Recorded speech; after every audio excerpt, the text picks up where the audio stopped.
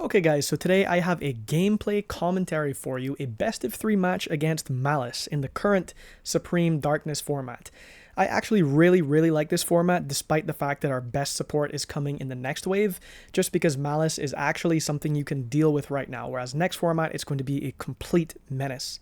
So this is the deck list that I'm using in the video. I still have some things that I don't fully like about it. Like, I don't like the fact that because Hallowed is a necessary brick, that's just one of the cards that's bad to draw second. But if you're also playing Sinful Spoils of the White Forest and also Woes and also Paradise, you know, you're getting closer to like a 50% chance to draw one of your going second bricks when you go second. And so I think I probably would like to play without the Woes and maybe just keep the Sinful Spoils of the White Forest. But for side deck patterns, I was adding in one more card because it's a little bit easier for me to play with my side deck stuff. I also have Gallant Granite in the side for searching for Nib. Of course, I still think that the searching for the Nib and the Veiler combo is extremely underrated, and I love it. A large Fiendsmith package. I could play a third tract if I wasn't already at 44, and I'm still on 3 Goat, which I'm actually not sure about. Okay, so this is basically a profile, no Saint Azamina, but I am on Regina because I am still following those like anti-nib lines. If you want to see how to play around nib properly, just go on my channel and look at my anti-nib video. Okay, so let's get into the first replay of 3. So this was a best of 3, and there were 3 games. So going against Maliss, I believe that I lose the dice roll here. Yeah, so the opponent begins with a Gold Sark and banishing Dormouse. And of course, I don't draw any hand traps, but I do have a Subversion, and I do have a Goat that's immediately live. Remember that if you pitch the Goat as cost off of LZ, you can immediately chain the Goat as Chain Link 2 before the LZ even reaches the field. So that's pretty useful against stuff like Detonator or whatever. But drawing 2 Goats is obviously never good, and I'm hoping that my next card is something that really helps me play. So the opponent has used Dormouse and now has used Rabbit, so he's banished both of those. Rabbit effect will set TB11, and he goes into Splash Mage. So this here makes me, I mean, I guess he has to go into Splash Mage because he's banished both of them, but this does kind of restrict the lines that he can go into. Anyhow, the Splash Mage does bring back the Rabbit, and I don't think that my opponent is playing around Nib, or he doesn't have the ability to play around Nib because he hasn't drawn an extender for it. And so he goes into the Ransom, and the Ransom will add the Malice and Underground, and he will TB11 here to go for the Chessy Cat. So the only main deck monster he hasn't banished yet is the Cat. The Ransom brings itself out and banishes the Dotscaper. This looks like a pretty old list, and maybe I should have clued into this a little bit earlier, but yeah, most people don't play Dotscaper anymore. You just play like actual good extenders, like just a bunch of Bestials, even including the Lebellion and the Regain package. That's all pretty good stuff. Okay, so here he goes into the White Binder and gets back the Cat. So he's used all of his main deck names, and he's not really playing particularly carefully. I mean, if I had a Nib at this point forever, you know, he's used the Red Ransom effect and everything. He does have Underground in hand, so I guess like if I were to Nib here, he could still at least Underground, banish the Binder, Binder come back, draw 1. That could still set GWC, and then he would have a token and the Binder.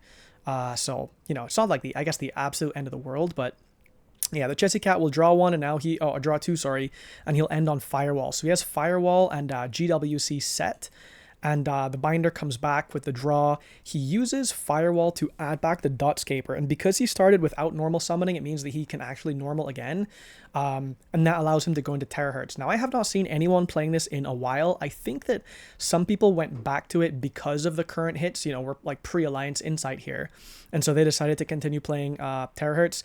I kind of like ending on Firewall, nothing else, to be honest, because the GWC brings the Binder back to the Firewall, and you use the Firewall bounce as an actual like interaction, while still, you know, keeping your stuff safe in the grave to GWC. And then of course you play like lots of good extenders like Bestials, so that even if you're like Belled, which no one is playing for some reason on the GWC, you can still like Bestial the Binder and go full combo. So anyhow, he dumps the Desavorworm, so he has the Spell and Trap negate. And the thing about Terahertz, right, is that you can't actually be 100% certain what people are on with the full package. I feel like, I don't know if most people play Aggregator or if they've chosen to play the card, I can't remember, the one that allows you to link summon. So anyhow, I start by going Subversion because I'm like, if he's on Aggregator, the Aggregator isn't going to do anything, right? So I want him to force his Desavorworm and get him into a position where there's nothing that his Aggregator can do if he is playing Aggregator. So I activate Subversion. Of course, he like has to use the Desavorworm here, otherwise he's not going to get any value off of the the terahertz. So that negates my subversion. And now because I drew Ash, like unfortunately, otherwise I probably would have Ashed the Chessy Cat draw, I have to LZ and pitch a goat and call Binder. So I pitch the goat for the LZ, but he has Ash, which is super unfortunate because now I'm like, I don't really have a way to play. I goat and I call Binder because I'm like, okay, he still has GWC. I'm going to normal summon the LZ to turn on my tails. I'm not playing Typhon, but the thing about Typhon in this deck is that you need to actually play the game. Like this is not like Maliss where you could have like really cool extenders and you like tried to play through a bunch of stuff, then you make Typhon and you play on the next turn. On White Forest, if you don't establish your resource loop, you probably will just lose. So I normally LZ so that my Tails is live. I activate Tails and search for Rusia because I've used my normal. And then, of course, he also has Droll. So it's not even like I could special Rusia, Arciela, pitch Goat, like search for Azamina LZ or whatever. Like, I can't even do that because I get Droll there. So, and then he goes for a terahertz. And it's not Aggregator, obviously, because Aggregator wouldn't do anything here. So I'm like, okay, I'm going to Ash that because I only have one play left, which is to go for the Fiendsmith stuff. So I go for Lacrima, and he also has Imperm. And I'm like, bro, give me a break, dude. So, that was the last thing that I could have done there. So I lose game one, and, losing game one against Maliss doesn't feel very good because they already kind of like naturally do pretty well against you. So game two, we have sided. I'm going first, and we can see that I have Scourge in my hand, which I generally would probably prefer to search and not draw because this requires me to already being able to play to use this card, which is why it's more of like an end board search piece rather than something that you want to draw. But anyhow, so I have a pretty decent hand. I also have the one of Talents, which is great. I start with Engraver. Now, the thing is that this will lose to, no matter what I do, we're losing the Droll. Okay, so listen, deck loses the Droll. All right, whatever. So, if I had drawn Tract, it would play better into Droll, but I'm like, if he Drolls me, I'm going to look at his hand, and if he doesn't really have much engine, I might be able to win. So I Engraver, I search for Tract, and on res, the guy Drolls me. Again, this is the second Droll in a row. Bro, stop, please. And he also had like infinite hand traps. Well, not infinite, but he had a bunch of hand traps, and I lost. So he Drolls me, I chain Wanted. Remember, like if you're new, Wanted does not play around Droll if you do it in the draw phase. Unless you really are planning on starting with Witch, but I would prefer not to reveal knowledge for free if I'm actually not planning on starting with Wanted. So I'm starting with the Engraver. And I guess you could have argued that I could have like Wanted in the draw phase for Witch set something that can reset itself, and I could like pitch that off of LZ, but that doesn't really get me anywhere still if I'm Drolled. So anyhow, I chain for the Witch. I Talents to look at his hand, and oops. So let's see. So he had Imperm, Dormouse, Veiler, and Foolos. And I put back the Dormouse because I'm like, if he has a bunch of interactions, but he can't play, it doesn't really matter because I have full gas. So, like if he draws another hand trap, I have a good chance of winning the game. So yeah, I'm pretty sure I put back Dormouse. Does it actually show here? It doesn't show what I put back. But anyhow, he had Imperm, Dormouse, Veiler, and Foolos, and I put back the Dormouse. So now I'm like, okay, I can't use the Scourge right now. I'm not going to play where I really need this card. I'm going to keep the Tract as long as I can because this is like crazy on the crackback in a somewhat simplified game state where he has 0 engine. And I'm like, if he draws one engine card, I'm going to lose to that. So I need to do something. I have to make some play that has like at least one interruption. And he Veilers my Witch, bro. I'm like, all right, dude. I guess I'm not doing anything. So, I knew he had the Veiler after I looked in his hand, but I'm trying to make him use his cards. You know what I mean? So yeah. So now he draws a card, so he has an unknown. So it was, I know that, let's just scroll back up. So he has Imperm and Foolos. Okay, so I put back the Dormouse. He used the Veiler, so he has Imperm, Foolos, and an unknown. So I draw another Engraver, and I'm like, he could have drawn a Droll, and I don't want to start with Engraver, and I don't need to. Like, I already have an Engraver in the grave, so I'm going to Tract for the Lurie and Lurie effect. And now, because he doesn't Droll, I know that he doesn't have Droll. So now he's used the Foolos, so I know that in hand he has Imperm and an unknown. But at this point, I'm thinking that this is getting too close to him possibly being able to play. So I also can't just pass here. I have to do something even though he's activated Foolos. So now I use Engraver and I pitch that to get Paradise. Because I'm playing under Foolos, I'm not playing under like Peruli or something like that. And I just search Paradise because, you know, I already have access to my Luri and Requiem and everything. I search Paradise to turn my Engraver into a, not just a spell or trap, but something that's already live for the Desiree send out of turn so that I can special summon the LZ. And so here, you know, you can't play around absolutely everything. So like I'm trying to think here of what to do. And so I'm not really playing around Nib. And so I normal summon the Sylvie and he uses his Imperm. So now he only has an unknown in hand. So I usually will lead with Sylvie for those types of cards. Like I knew he had Imperm, but you know, for like Imperm Veiler, when you don't know when you're trying to check, Sylvie is usually a pretty good check because you keep the body on field. You know, that's just like why, like if you Imperm an X or something, it's still like a pretty good body because you forced an interaction, but you keep the body. So any other body gives you, you know, the duo drive, right? So it's like the same principle with the Sylvie. So he Imperms the Sylvie, but we keep the body. Now I turn the Luri into Requiem because I need something to send off of Arciela, I think I was thinking. So I equip the Requiem. Is that what I'm trying to do? Or no, I believe I'm trying to... maybe I'm trying to set up a Wave King here. So I'm thinking, let's see what he has. Maybe he has a Bestial, right? Because most Maliss builds play Bestial right now. So I activate Engraver, and I try to shuffle back the Luri, because if he does nothing, he probably doesn't have a Bestial, right? So then either I could make a Wave High King, or I can decide if I want to go into an Arciela.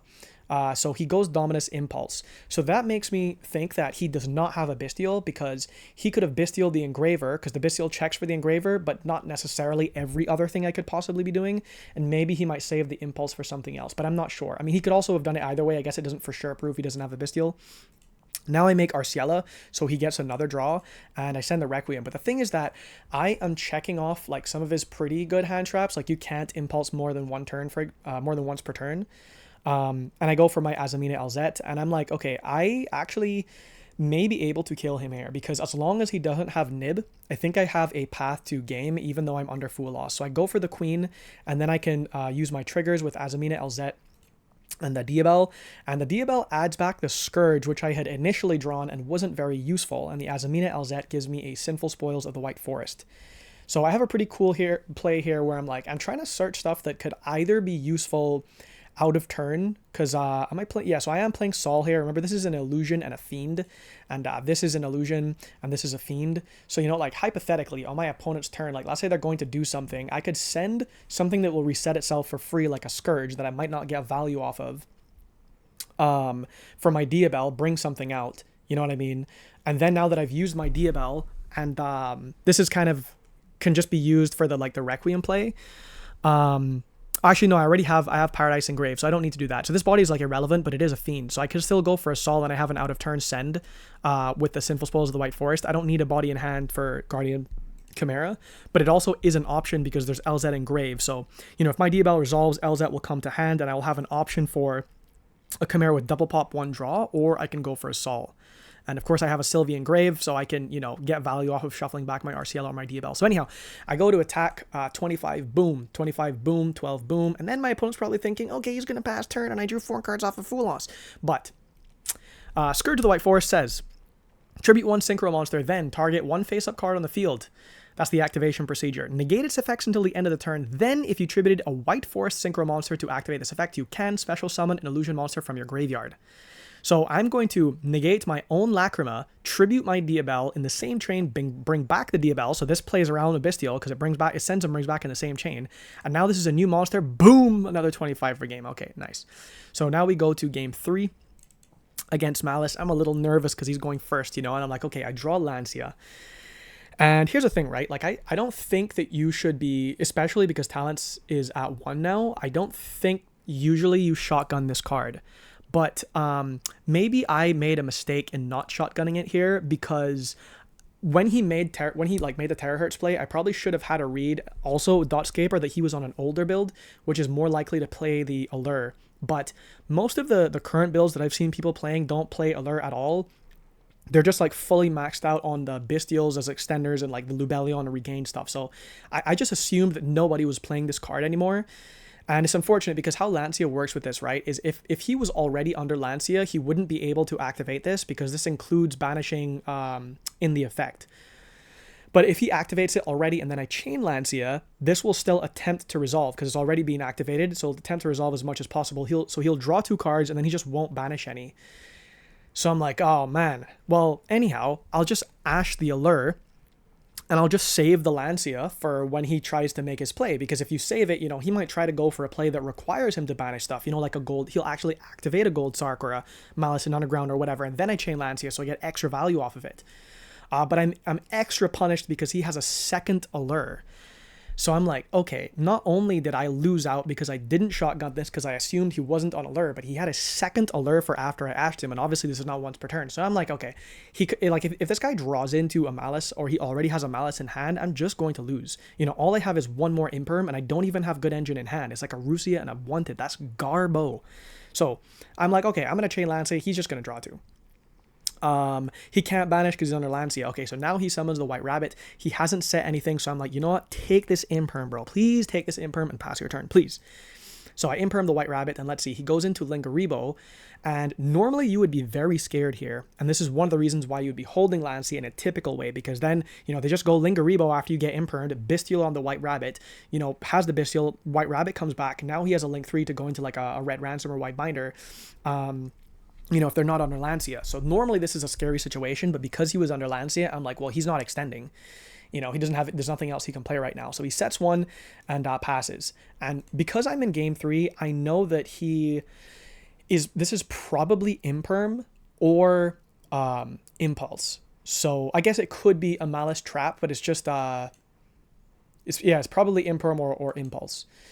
Okay, so I draw Deception for turn because I had the Rusia and the Wanted in hand, and obviously this is not a very good hand because these are all cards that you would rather search in your combo.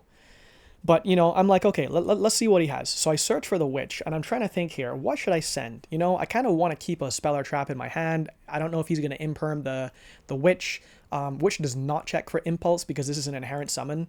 So I decide to activate Deception and tribute the Witch, because if I send something for the Witch and the Witch gets Impermed, I don't have any play. Like, if I send the Deception for the Witch and get it back in the end phase, I'm just going to lose anyhow, you know what I mean?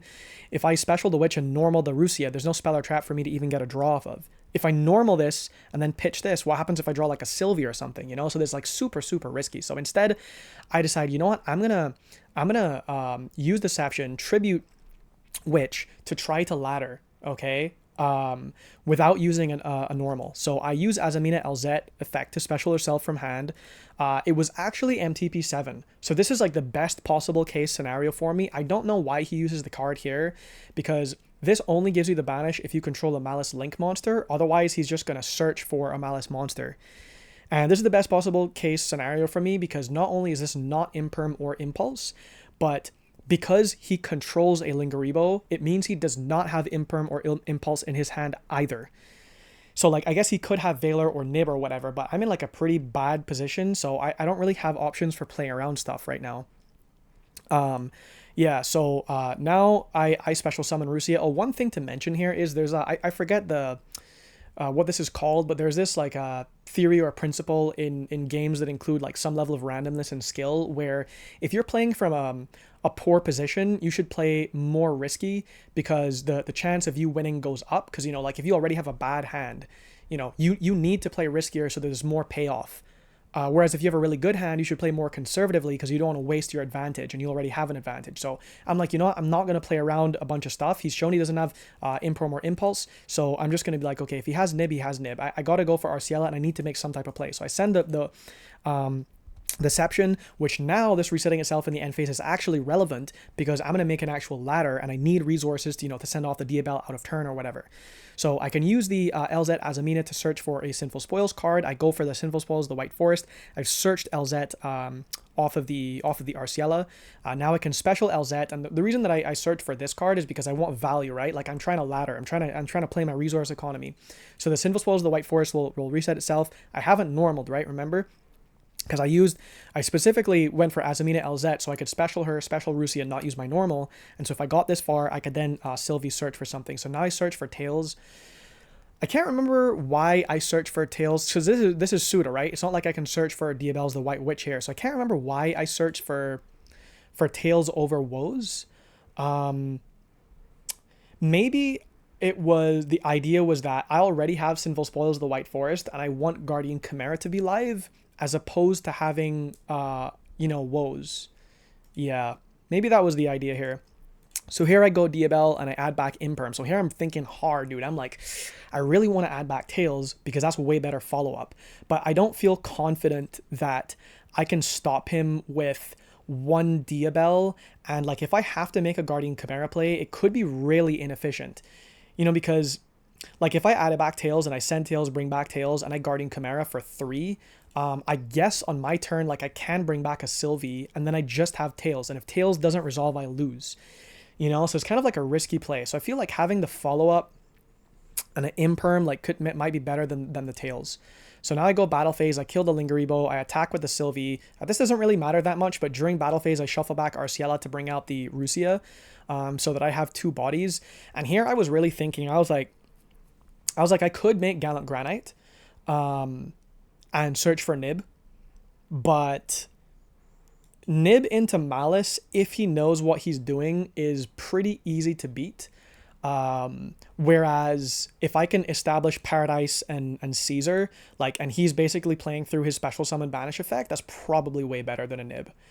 So, and obviously this is way more pressure, right? Because if I make Caesar here with Engraver as a material, and I have the Lacrima and the Requiem engrave, not only do I have the Paradise set up out of turn, but I also on the crackback have Engraver to come out and threaten a Chaos Angel or a Send with the Requiem or whatever. So I feel like this is the better play here than searching Nib. So yeah, so I have Imperm and not Tails, which I really was unsure of. And I have Sinful Spoils of the White Forest here, which I actually really want to use. Only if I'm forced. The session resets itself in the end phase, and now I remember actually the reason I didn't reset Tails is because I was like, I'm going to get this in the end phase, so I will have basically a free send. I won't get it back a second time because it'll be sent while face down and not face up, but I'd rather have an Imperm than a Tails if I can just send this instead of the Tails. Yeah, so that's what I was thinking. So now my opponent goes summon Dormouse, doesn't set anything and uses Dormouse's effect. So I'm like, okay, Imperm plays into the least right now, right? So surely I just Imperm. There's no downside to the Imperm here. So I Imperm the Dormouse. He goes underground, banish Cat, bring out Cat, and maybe I should have Wave Hiking, to be honest. Maybe I should have used Wave King effect here instead. But I was just thinking, either way, if I Silvera here, when the Chessy Cat comes out, the Silvera is going to activate. He can't get the Chessy Cat draw, right? Because he's probably doing Chessy Cat because he wants to see if he can get the draw or not. Or just go straight into a Link monster. But I'm like, if I just Silvera here, I'm going to get to add back my LZ from Grave. I'm going to book these 2 monsters. He used his normal. So he probably doesn't really have plays. Yeah, and he turns out he doesn't have plays, so then he surrenders. So I managed to win there despite losing the dice roll and the first game. Again, this is the deck profile that I was using. I will probably be doing much more gameplay once Alliance Insight is out, but if people want to see other gameplay still in SUDA format, then let me know in the comments and I'll do that. Any suggestions, let me know. Feel free to join the Discord. I'm very active. You can at me in the comments if you feel like. Thanks for watching.